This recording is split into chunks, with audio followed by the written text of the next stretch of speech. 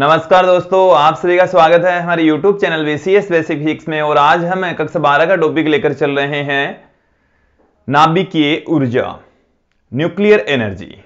देखिए दोस्तों, हम जानते हैं कि ब्रह्मांड की जो कुल ऊर्जा है वो संरक्षित रहती है। ऊर्जा एक रूप से दूसरे रूप में कन्वर्ट हो सकती है, लेकिन जो कुल ऊर्जा है वो नियत रहती है। हमने अल्बर्ट आइंस्टीन के द्रव्यमान ऊर्जा संबंध से यह भी पढ़ा है, समझा है कि द्रव्यमान ऊर्जा में रूपांतरित हो सकता है, ऊर्जा द्रव्यमान में रूपांतरित हो सकती है। कि यदि हम किसी द्रव्यमान को लें तो वो जो द्रव्यमान है वो ऊर्जा में कन्वर्ट हो सकता है। नाभिकीय अभिक्रियाओं में भी ऐसा ही होता है दोस्तों, कि जब कोई नाभिकीय अभिक्रियाएं होती है तो उनके उत्पादों का द्रव्यमान अभिकारकों के द्रव्यमान से कम होता है। अर्थात जब नाभिकीय अभिक्रिया होती है तो द्रव्यमान में कमी आ जाती है, और जो द्रव्यमान में कमी आती है वो अल्बर्ट आइंस्टीन के द्रव्यमान ऊर्जा संबंध के अनुसार ऊर्जा में कन्वर्ट हो जाती है। एक बार फिर से सुन लीजिए कि जो नाभिकीय अभिक्रियाएं होती है उसमें अभिकारक से उत्पाद बनते हैं, और उन उत्पादों का जो द्रव्यमान है वो अभिकारकों के द्रव्यमान से कम होता है। अर्थात द्रव्यमान में कमी आ जाती है, और जो द्रव्यमान में कमी आई उसके तुल्य ऊर्जा उत्पन्न हो जाती है। तो उसी ऊर्जा को ही हम नाभिकीय ऊर्जा कहते हैं, कि जब नाभिकीय अभिक्रियाएं होती है तो उत्पादों का द्रव्यमान अभिकारकों के द्रव्यमान से कम होता है, और द्रव्यमान में आई ये कमी अल्बर्ट आइंस्टीन के द्रव्यमान ऊर्जा संबंध के अनुसार ऊर्जा में कन्वर्ट हो जाती है, और उसी ऊर्जा को हम कहते हैं नाभिकीय ऊर्जा। हम एक व्यापक समीकरण से आप लोगों को बताएंगे कि किस तरीके से ऊर्जा क्रिएट होती है। देखिए कि जैसे हमारे पास में ये कोई नाभिक है, हम यहां पर कंसीडर कर लेते हैं कि हाँ हमारे पास में ये कोई नाभिक है अक्ष, और इस नाभिक के ऊपर हम अटैक करवा रहे हैं कोई पार्टिकल ए का, और जब ये अक्ष और ए आपस में रिएक्ट करते हैं तो यहां पर हमें मिलता है y प्लस बी। y भी मिलता है, साथ में एक पार्टिकल अन्य कण निकलता है जिसको हम b से कह रहे हैं। देखिए साथ में यहां पर कुछ ऊर्जा का उत्सर्जन होगा जिसको हम Q से प्रदर्शित कर रहे हैं, और ये जो Q है इसी को ही हम कहते हैं नाभिकीय ऊर्जा। नाभिकीय ऊर्जा। अब इस नाभिकीय ऊर्जा की वैल्यू है वो किसके तुल्य होगी वो समझ लीजिए। देखिए द्रव्यमान में कमी, द्रव्यमान क्षति किसके तुल्य होगी? द्रव्यमान क्षति, द्रव्यमान में कमी, द्रव्यमान क्षति कह सकते हैं। द्रव्यमान क्षति डेल्टा एम। डेल्टा एम की जो वैल्यू है वो अभिकारकों का द्रव्यमान, तो मास ऑफ अक्ष इसका द्रव्यमान प्लस मास ऑफ ए, ये तो हो गया है अभिकारकों का द्रव्यमान। ये अभिकारक है दोनों, और ये बन रहे हैं उत्पाद। ये इसकी ऊर्जा है, ऊर्जा जो कि इस रिएक्शन से उत्सर्जित होती है। फिर द्रव्यमान में जो कमी आई, उत्पाद बन रहा है y, तो mass of y plus mass of b। तो इन दोनों के द्रव्यमान का जो अंतर है, अभिकारकों का द्रव्यमान माइनस उत्पादों का द्रव्यमान, इनके द्रव्यमान में जो अंतर है उसी को हम कह रहे हैं द्रव्यमान क्षति। द्रव्यमान क्षति।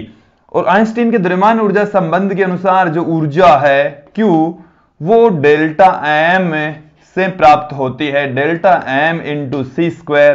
तो नाभिकीय ऊर्जा हमारे पास में क्या आ जाएगी? नाभिकीय ऊर्जा वो हमें मिलेगी, डेल्टा एम की जो वैल्यू है वो कितनी है?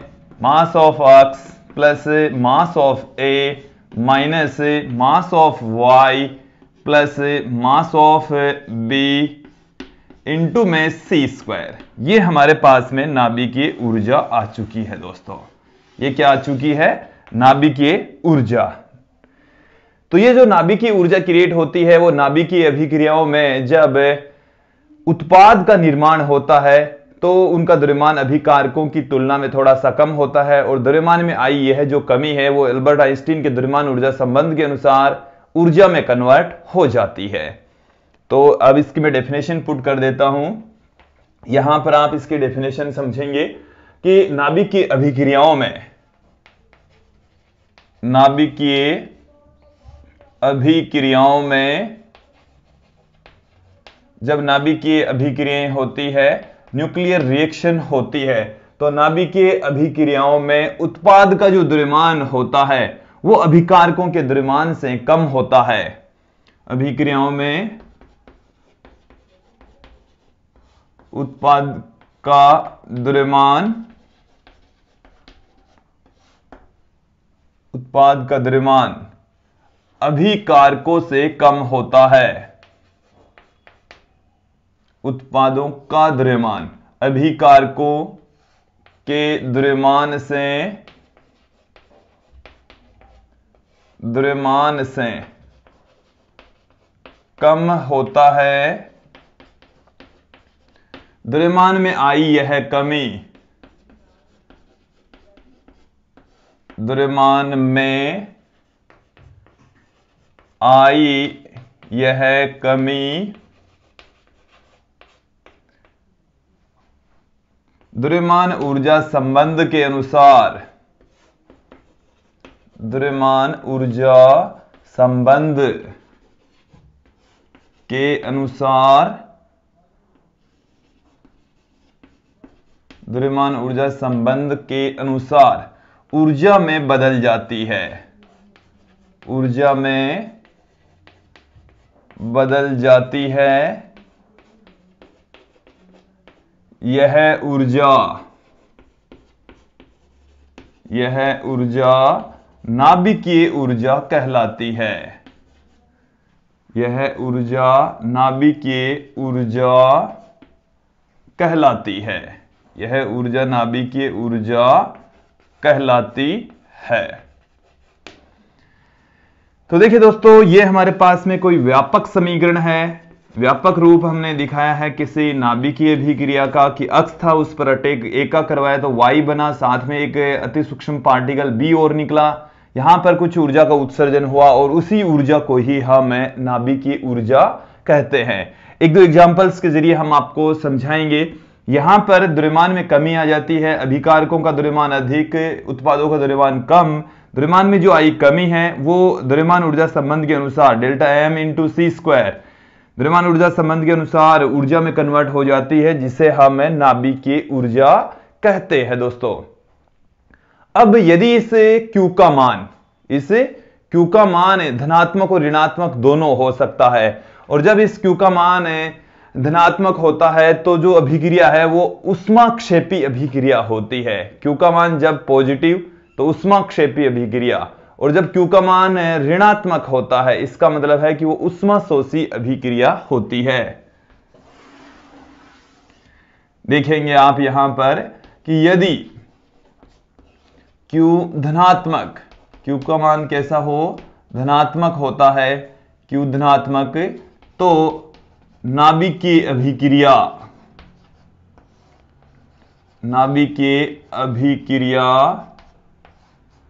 ऊष्माक्षेपी अभिक्रिया होगी।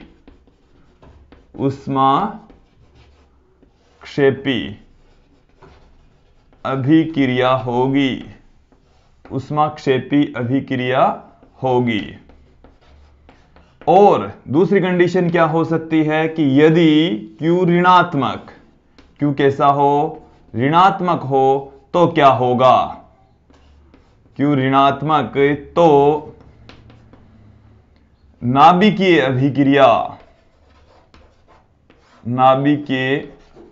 अभिक्रिया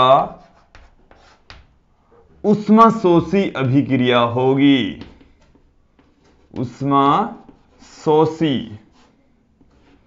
ऊष्माशोषी अभिक्रिया होगी कि जब एनर्जी बाहर निकलती है तो उस अभिक्रिया को हम ऊष्माक्षेपी अभिक्रिया कहते हैं, और जिन अभिक्रियाओं में ऊष्मा देनी पड़ती है उन अभिक्रियाओं को हम ऊष्माशोषी अभिक्रियाएं कहते हैं दोस्तों। अब ये जो नाभिकीय अभिक्रियाएं होती है वो दो प्रकार की होती है, और दोनों ही प्रकार की अभिक्रियाओं में ऊर्जा का उत्सर्जन होता है, नाभिकीय ऊर्जा प्राप्त होती है। तो देखिए दोस्तों, यहां पर हम आपको बता देते हैं कि नाभिकीय अभिक्रियाएं दो प्रकार की होती है। नाभिकीय अभिक्रियाओं के प्रकार नाभिकीय अभिक्रियाओं के प्रकार। नाभिकीय अभिक्रियाएं दो प्रकार की होती है। कितनी प्रकार की होती है दोस्तों? दो प्रकार की। पहला जो प्रकार है वो है नाभिकीय विखंडन। नाभिकीय विखंडन। नाभिकीय विखंडन। दूसरा जो प्रकार है वो है नाभिकीय संलयन। नाभिकीय संलयन। आप यहां से देखेंगे नाभिकीय विखंडन अभिक्रिया क्या होती है। जब एक भारी नाभिक दो हल्के नाभिकों में टूट जाता है तो उस अभिक्रिया को हम नाभिकीय विखंडन अभिक्रिया कहते हैं। और जब दो छोटे हल्के नाभिक मिलकर एक बड़े नाभिक का निर्माण करते हैं तो उस अभिक्रिया को हम नाभिकीय संलयन अभिक्रिया कहते हैं। और दोनों ही अभिक्रियाओं में, नाभिकीय विखंडन तथा नाभिकीय संलयन अभिक्रियाओं में ऊर्जा का उत्सर्जन होता है। अत्यधिक मात्रा में ऊर्जा उत्सर्जित होती है जिसको हम नाभिकीय ऊर्जा कहते हैं। मैं एक एग्जाम्पल के जरिए आप लोगों को यहां पर समझाने का प्रयास करता हूं। जैसे हमारे पास में है यूरेनियम। यूरेनियम परमाणु क्रमांक 92, द्रव्यमान संख्या 235। इसके ऊपर जब हम न्यूट्रॉन का अटैक करवाते हैं तो ये यूरेनियम 236 में कन्वर्ट हो जाएगा। यूरेनियम 236 एक अस्थायी नाभिक होता है और वो जो अस्थायी नाभिक है वो दो हल्के नाभिकों में टूट जाता है। इसके दो टुकड़े हो जाते हैं। जैसे हम कंसीडर कर ले, एक टुकड़ा बेरियम का है और दूसरा जो टुकड़ा है वो है क्रिप्टॉन का। यहां पर आप देखेंगे इसका परमाणु क्रमांक 56, इसका परमाणु क्रमांक 36, इसकी जो द्रव्यमान संख्या है वो 144, इसकी जो द्रव्यमान संख्या है वो 90। यहां पर दो अन्य न्यूट्रॉनों का भी उत्सर्जन होता है और काफी ऊर्जा उत्सर्जित होती है। तो यहां पर आप देखेंगे कि हमारे पास में ये अभिकारक है। ये क्या है दोस्तों? अभिकारक। तो अभिकारक में यूरेनियम और ये न्यूट्रॉन है और ये जब दोनों आपस में मिलते हैं तो ये उत्पाद बनाते हैं। ये हमारे पास में बेरियम, क्रिप्टॉन और न्यूट्रॉन, ये दो न्यूट्रॉनों का उत्सर्जन होता है तो ये उत्पाद बनता है। और प्लस में साथ में ये क्यू का उत्सर्जन होता है जो कि नाभिकीय ऊर्जा है। जो कि क्या है दोस्तों? नाभिकीय ऊर्जा।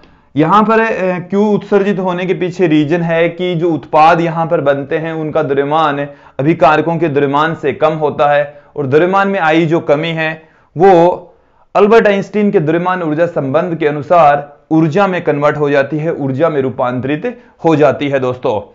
तो यहां पर क्यू का उत्सर्जन होता है। यदि मैं यहां पर आप लोगों को बताऊं कि नाभिकीय संलयन अभिक्रिया के अंदर भी ऐसा होता है क्या? हाँ दोस्तों, बिल्कुल ऐसा होता है। यदि हम हाइड्रोजन का एक परमाणु लें, फिर एक हाइड्रोजन के परमाणु से इसको रिएक्ट करवाए तो हमारे पास में हाइड्रोजन का एक समस्थानिक बन जाता है H12।